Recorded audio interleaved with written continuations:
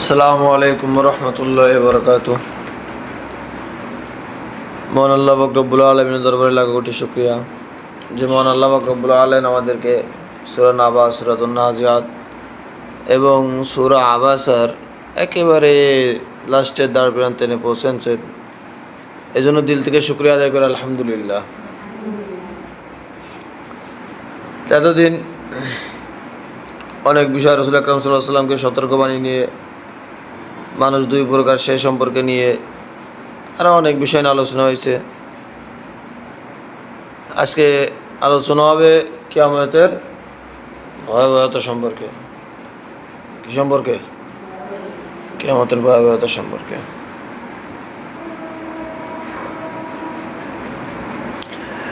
أعوذ بالله من الشيطان الرجيم بسم الله الرحمن الرحيم। আমাদের 32 নং আয়াত পর্যন্ত হয়ে গেছিল, আজকে 33 নং আয়াত থেকে শুরু হবে। فإذا جاءت الصاخة, মহান আল্লাহ পাক রব্বুল আলামিন বলতেছেন, অতঃপর জাআতিস সাখা, জাআ মানে আশা, জাআতিস সাখা, সাখা মানে বিদীর্ণকারী আওয়াজ, গর্জন। যখন সেই বিদীর্ণকারী গর্জন আসিবে, মানে বিদীর্ণকারী গর্জন মানে হযরত ইসরাফিল আলাইহিস সালাম যখন সিংহায় কি দেবে? ফুৎকার দিবে। ওই সে আওয়াজ, মুফাসসির কিরামগণ বলেছেন, আওয়াজ এত জোর হবে মানুষের কি হয়ে যাবে? কানের তলা ফেটে যাবে। আল্লাহ। ইয়াউমা ইয়াফিরুল মারউ মিন আখিহি, ইয়াউম মানে সেই দিন, কিয়ামতের দিন। ফাররা ইয়াফিরু মানে পালায়ন করা। ইয়াউমা ইয়াফিরুল মারউ, মানুষ পালায়ন করবে, মিন আখিহি, তার ভাইয়ের থেকে, তার ভাইয়ের থেকে। কিয়ামতের ময়দানে কি করবে মানুষ? তার ভাইয়ের থেকে পালায়ন করবে। ওয়া উম্মিহি ওয়া আবিহি, এবং তার মাতা তার পিতা থেকে পালায়ন করবে। তার মাতা তার থেকে পিতা থেকে পালায়ন করবে। ওয়া সাহিবাতিহি ওয়া বানিহি, ওয়া সাহিবাতিহি ওয়া বানিহি, স্ত্রী এবং পুত্র সন্তান থেকে সে কী করবে? পালায়ন করবে। আবির কিয়ামতের ময়দানে ওর বোধ থেকে আর ওর সোয়াল থেকে কী করবে? পালায়ন করবে। এখন যেরকম আবিরে যদি একটা বিয়ে দেওয়া হয়, ও লাভ দিয়ে বোর কাছে চলে যাবে না? কথা কয় না, ভাইও গাইছি। কিন্তু কিয়ামতের ময়দানে আবির ওই সুন্দর লাবণ্যময় চেহারা বোর দেখে পালায়ন করবে। তার আদরের সন্তানকে দেখে কি করবে? পালায়ন করবে। মানুষ তার ছোট ছোট বাচ্চাদেরকে আয় বাবু আয় এরকম করে কোলে কোলে টাইনে কোলে ওষুধ ধরে চুমো খায় না? কথা কয় না, চুমো খায় না? কিন্তু কিয়ামতের ময়দানে দেখে পালায়ন করবে।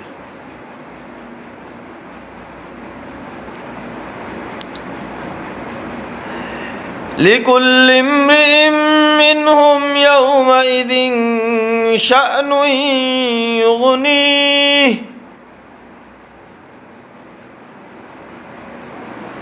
লিকুল্লি ইমরিইম মিনহুম, সেদিন প্রত্যেক মানুষের, ইয়াওমাইযিন মানে সেই দিন, লিকুল্লি ইমরিইম মিনহুম প্রত্যেক মানুষের এমন অবস্থা হবে যা তাকে প্রত্যেক জিনিস থেকে বেখেয়াল করে দেবে। ইউগনি আগনা, ইউগনি মানে তোর জেনকে বিগড়ে দাও, জেনকে বিগড়ে দাও। অর্থাৎ মুফাসসির কিরামগণ বলেছেন, কিয়ামতের ময়দানে মানুষ পালায়ন করতে থাকবে, পালায়ন করবে এই ভয়তে যে আমার সন্তানের সাথে যদি দেখা হয়ে যায়, আমার সন্তান বলবে, বাবা তুমি তো আমাকে অনেক ভালোবাসতে, আমি একটা নেকির জন্য জান্নাতে যাইতে পারতাছি না, তোমার আমলনামা থেকে আমার একটা নেকি দাও না আব্বা। এই কথা যদি আমার সন্তানে বলে ফেলে, এই ভয়তে বাবা দৌড়াবে সন্তান থেকে, সন্তান বাবার থেকে দৌড়াবে পালায়। এখন বাপরে দেখতে দৌড়ে চলে না সাহিম, বাপ বাজারের থেকে কি মিষ্টি নিয়ে আইছে, বুনির আগে আমি খাবো, এরকম হয় না? উসাইন দৌড় দেবে না, বাপ বিদেশের থেকে আসলি 100 দিন মাত্রা কামাই দেবে না, বাপ আইসে বিদেশের থেকে। কিয়ামতের ময়দানে মুফাসসিরে কিরামগণ বলেন, কিয়ামতের ময়দানে পিতা তার সন্তান থেকে পলায়ন করবে। এই তাফসির ডাইরেক্ট, কোরআন শরীফ ডাইরেক্ট শব্দের অর্থ করছে, পিতা তার সন্তান থেকে পলায়ন করবে, সন্তান তার আদরের সন্তান তার পিতা থেকে পলায়ন করবে। সন্তান ভাববে, আমার বাবাই তো আমাকে অনেক ভালোবাসতো, আমার জন্য পুরো জীবনটাই নষ্ট করে দিছে, মানুষের বাড়ি কামলা খেটে খেটে নিজের 40 বছরের চেহারাকে 60 বছরের চেহারায় পরিণত করে ফেলছে। এত কষ্ট করে আমার বাবা আমাকে মানুষ করছে, এই বাবাই যদি আমার কাছে একটা নেকি চেয়ে বসে, আমি তো আমার একটা নেকি আমার বাবাকে দিতে পারবো না। এই ভয়ে ছেলে তার বাবা থেকে পলায়ন করবে। আবির বুঝছিস?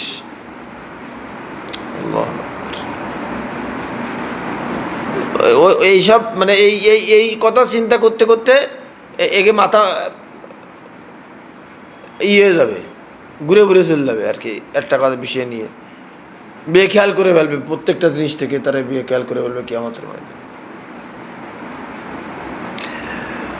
আল্লাহ পাক রব্বুল আলামিন তারপর রাতে বলতেছেন, উজুহু ইয়াউমাইযিন মুসফিরা, উজুহু সেই দিন, ইয়াউমাইযিন মানে কি সেই দিন, উজুহু ইয়াউমাইযিন সেই দিন অনেকেরই চেহারা মুসফিরা উজ্জ্বল হবে। সেদিন অনেকের চেহারা কী হবে? উজ্জ্বল হবে। কারা? যারা আল্লাহ পাক রব্বুল আলামিনের কথা মানছে, তার তিনি পবিত্র কোরআন যেগুলো বলেছেন সেগুলো অনুসরণ করছেন, তাদের চেহারা কী হবে? উজ্জ্বল হবে।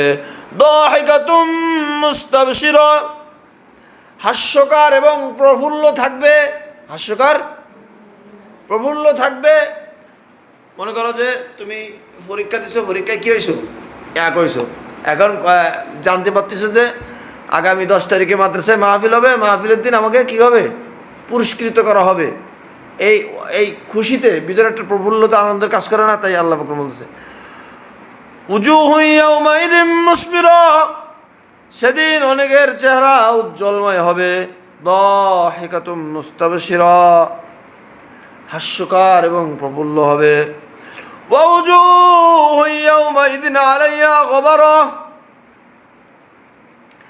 ওয়া উজুহু ইয়াউমাইযিন সেদিন অনেকের চেহারা আলাইহা গবারা, ধুলায় দূষরিত হবে, ধুলায় দূষরিত হবে, পুড়িয়ে মুখ কালো হয়ে যাবে, দুঃখের কারণে কে যাবে?